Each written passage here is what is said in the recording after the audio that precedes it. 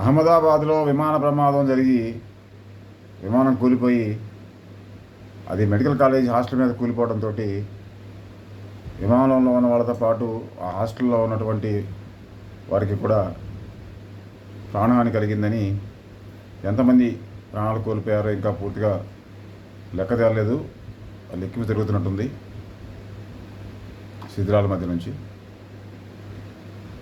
కొంత సంఖ్య లెక్క వస్తూ ఉంది. లాల్ బహదూర్ శాస్త్రి ఒక చిన్న రైలు ప్రమాదం జరిగితే తన పదవికి రాజీనామా చేశాడు, రైల్వే శాఖ మంత్రి పదవి. కానీ గొప్పగా చెప్పుకుంటున్నటువంటి నాయకులు, గొప్పగా చెప్పుకుంటున్నటువంటి వాళ్ళు లాల్ బహదూర్ శాస్త్రి జయంతి వర్ధంతి సభల్లో అది గొప్ప విషయంగా చెప్తున్నటువంటి వాళ్ళు అదే గొప్ప విషయాన్ని వాళ్ళు ఎందుకు పాటించట్లేదు? ఆ విధంగా విమాన ప్రమాదం జరగడమే దారుణం. అది మళ్ళీ వెళ్ళి మెడికల్ కాలేజ్ హాస్టల్ మీద పడటం.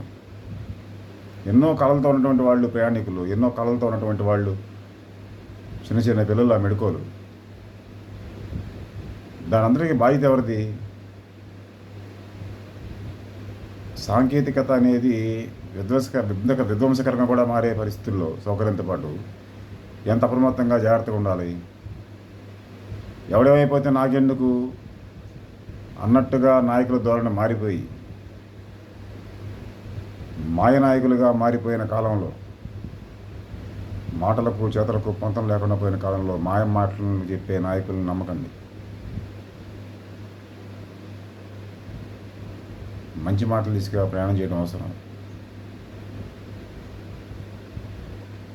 కమ్యూనిస్ట్ ఇండియా వర్దిలేను, కమ్యూనిస్ట్ విప్లవం వర్దిలేను.